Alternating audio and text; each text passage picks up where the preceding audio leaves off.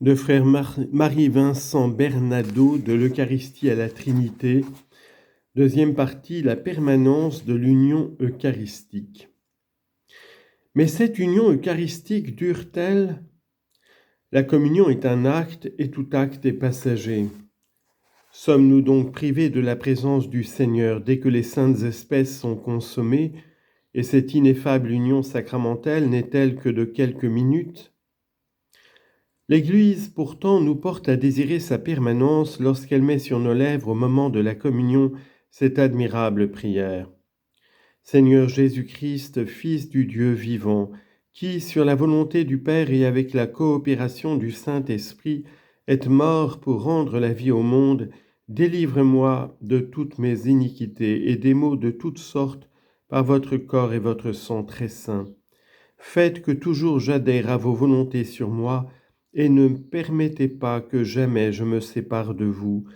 Ô Dieu qui avec le même Dieu le Père et l'Esprit Saint vivez et régnez dans les siècles des siècles.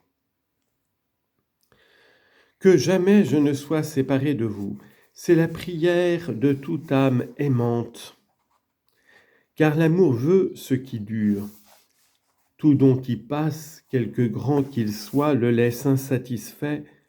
L'âme qui a communié avec ferveur et est entrée dans l'intimité du mystère eucharistique sans s'allumer en elle une insatiable faim de l'hostie. Bien que la communion de tous les matins lui apporte des joies ravissantes, elle ne suffit plus à son désir.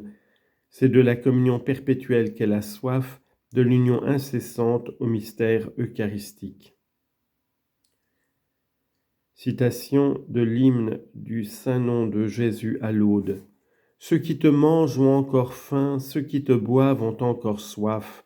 Ils ne savent plus désirer que toi, ô Jésus bien-aimé. N'est-ce pas un excès de rêver une union constamment actuelle avec Jésus hostie, une habituelle possession de son adorable humanité ? Non, puisque le Maître lui-même fait naître et encourage ses extraordinaires désirs. Celui qui mange ma chair et boit mon sang demeure en moi, et moi je demeure en lui. Jean chapitre 6, verset 57. Ô mon Dieu, je te cherche dès l'aurore. Mon âme a soif de toi. Après toi languit ma chair dans ce désert aride, desséché, sans eau. Aussi je viens dans ton sanctuaire contempler ta puissance et ta gloire. Mon âme s'attache à toi. Psaume 62. Citation de sainte Gertrude. Ô Dieu d'amour, mon sauveur, vous êtes douceur et charme pour l'éternité. Vous êtes la soif de mon cœur, le rassasiement de mon esprit. Et cependant, plus je vous goûte, plus ma main s'accroît, plus je bois à votre source, plus je me sens altéré. Venez, Seigneur Jésus, venez. Chapitre 1. Notre union avec la sainte humanité. La permanence de l'union eucharistique est chose possible et réelle. Même les saintes espèces consommées, le communion demeure étroitement uni à la sainte humanité de Jésus. Mais il importe de bien comprendre cette union. La sainte humanité est au ciel et dans le tabernacle. Selon sa forme glorieuse, elle n'est qu'au ciel. Selon sa forme eucharistique, elle n'est qu'au tabernacle. Tel est l'enseignement de la théologie. Assurément, dès que les espèces sont consommées dans le communion, la sainte humanité de Jésus cesse d'être en lui selon l'état eucharistique. Cela ne fait pas de doute et ce serait une erreur d'assimiler la présence ordinaire de la sainte humanité dans nos cœurs à sa présence dans l'hostie consacrée. Cependant, il est permis de dire que nous demeurons en union permanente avec l'humanité de notre Seigneur, car si elle ne demeure pas par sa substance, elle demeure par le rayonnement de son amour, le contact de sa puissance, les lumières et les grâces que sans cesse elle nous envoie du tabernacle. Le Père éternel disait à sainte Catherine de Sienne, « Considère quelle excellence acquiert l'âme qui reçoit comme il convient ce pain de vie, cette nourriture des anges. En recevant ce sacrement, elle demeure en moi et moi en elle. Comme le poisson est dans la mer et la mer dans le poisson, ainsi je suis dans l'âme et l'âme est en moi, l'océan de paix. De cette communion, il reste la grâce, car après avoir reçu ce pain de vie en état de grâce, l'âme en recueille la grâce une fois que les accidents du pain sont consommés. Je vous laisse l'empreinte de la grâce comme fait le sceau que l'on appose sur la cire chaude qui conserve sa marque quand on l'en retire. De même fait la vertu de ce sacrement de l'âme, où il laisse après lui l'ardeur de ma divine charité, la clémence de l'Esprit Saint, avec la lumière de la sagesse, mon Fils unique. Fin de citation de Sainte Catherine, dialogue numéro 112. Notre union avec la sainte humanité en vertu de ses mérites et de son amour. La sainte humanité m'est toujours présente par l'incessante action de ses mérites et le rayonnement perpétuel de son amour. Le Christ, dit saint Paul, est toujours vivant pour intercéder en notre faveur. Hébreux chapitre 7, verset 25. Au ciel et au Saint-Sacrement, il ne cesse d'interpeller en rappelant son mérite à son Père, qui lui doit de nous sauver. Il montre cette humanité qu'il a prise et qui a mérité pour nous, ses plaies signes de son sacrifice. Il expose l'ardent désir de notre salut qui brûle sa sainte âme, désir qui est bien plus qu'une prière, un rappel de ses droits infinis et qui est tout de suite exaucé. Il interpelle pour tous ceux qu'il a rachetés, pour tous et chacun en particulier, car pour chacun il a un regard, une effusion spéciale de son amour. Je suis le bon berger appelle ses brebis, chacune par son nom, et il les mène au pâturage, je connais mes brebis. Jean, chapitre 10, versets 3 et 14. Ce n'est pas, dit saint Thomas, d'une simple connaissance, mais bien d'une connaissance d'approbation et d'amour, où le cœur a sa part comme l'intelligence. Au fond de son tabernacle, quand sans cesse Jésus me regarde, d'un regard qui me pénètre à fond.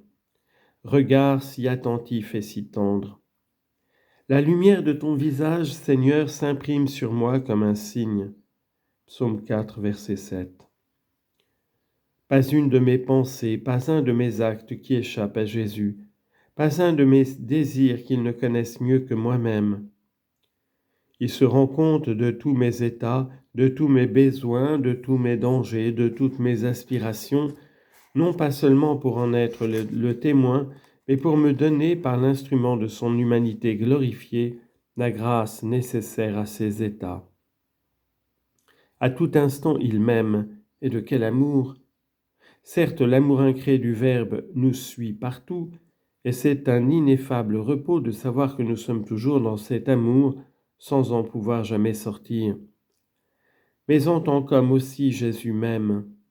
De son tabernacle, il déverse sur moi des flots de tendresse, il m'enveloppe d'amour. Amour qui ne languit pas un moment je ne puis dire, maintenant Jésus ne pense pas à moi. Même la nuit, il veille sur mon sommeil. La route où je marche est sous le regard de Dieu. Juge, chapitre 18, verset 6. Amour qui ne se décourage pas. J'ai beau l'oublier et l'offenser, il continue à me distribuer ses grâces. Amour d'assistance et de tendresse, d'amis, de frères, d'époux. Nuit et jour, je suis sous l'influence du regard et de l'amour de Jésus. N'est-elle pas déjà précieuse entre Jésus et l'âme, cette union créée par l'incessant rayonnement de la charité du cœur de Jésus ? Citation du psaume 22. Le Seigneur est mon pasteur, rien ne me manque, il me fait reposer dans de verts pâturages. Il me conduit près des eaux rafraîchissantes, il restaure mon âme.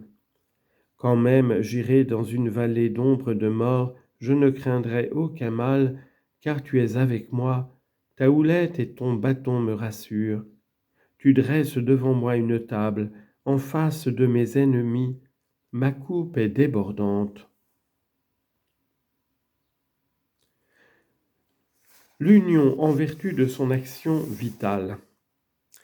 Il est une présence de la sainte humanité d'une efficacité plus intime encore, sa mystérieuse présence par son action vitale. Je suis la vie, Jean chapitre 14, verset 6, dit Jésus. Quand elle se montrait aux hommes au jour de sa vie mortelle, sa sainte humanité laissait souvent éclater sa puissance miraculeuse. Son contact suffisait à opérer les plus grandes œuvres. Une force sortait de lui et les guérissait tous. Luc chapitre 6, verset 19. Loin d'être diminuée aujourd'hui, son efficacité ne connaît ni obstacle ni intermittence. C'est surtout, c'est à tout moment qu'elle agit. Chacun de nous se trouve dans l'heureuse impossibilité d'échapper à son action, ou comme disent les théologiens, au contact de sa puissance. Elle est le centre de l'univers surnaturel, le soleil qui illumine toutes les créatures spirituelles de Dieu, l'atmosphère surnaturelle hors de laquelle nulle vie n'est possible, nulle lumière, nulle sécurité, nulle relation avec Dieu. Placée au sommet de toute création, en contact immédiat avec la divinité, inondée de la vie divine dans une mesure immense, la sainte humanité devient elle-même source de vie, point de départ des effusions divines. Elle se penche sur les créatures, et voilà que de l'âme et du cœur de Jésus sort à grands flots déluge de lumière et d'amour qui descend, comme des cataractes éblouissantes, de degrés en degrés sur tous les élus et jusqu'aux confins du monde, pour remplir de lumière et de joie tous les enfants de Dieu. Ainsi, à toute heure, comme un soleil qui envoie ses rayons, comme source trop pleine qui laisserait couler ses flots vivants, le cœur de Jésus, sans jamais s'appauvrir, s'épanche inépuisablement en une immense effusion de grâce qui commence par béatifier le ciel et puis se répand sur la terre par les 7 fleuves des sacrements et les 1000 autres ruisseaux qui dérivent de cet océan d'amour, pour sanctifier les prédestinés et faire fleurir les vertus qui déclarent la vie chrétienne. Au calvaire, la sainte humanité nous a mérité la vie. Maintenant, elle nous la distribue. À chacun de nous, la grâce est donnée selon la mesure du don du Christ. Éphésiens chapitre 4, verset 7. Que sont les sacrements sinon la sainte humanité s'employant à sanctifier les hommes ? En dehors même des sacrements toujours actives, elle ne cesse d'agir directement sur les âmes par des illuminations intérieures et des impulsions efficaces.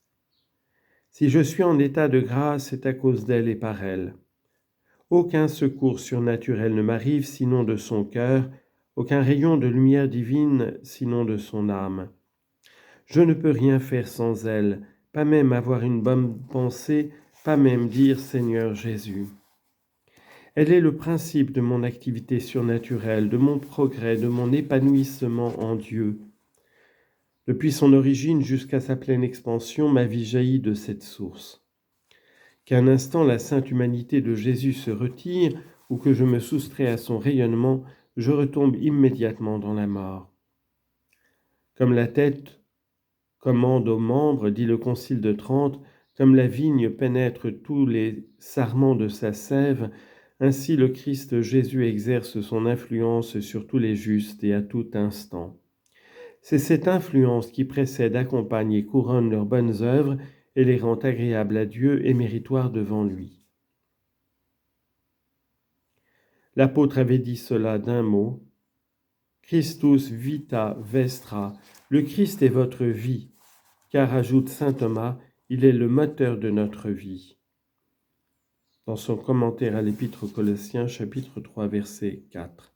Quia ipse est actor vitae vestre, il est lui-même l'acteur de votre vie.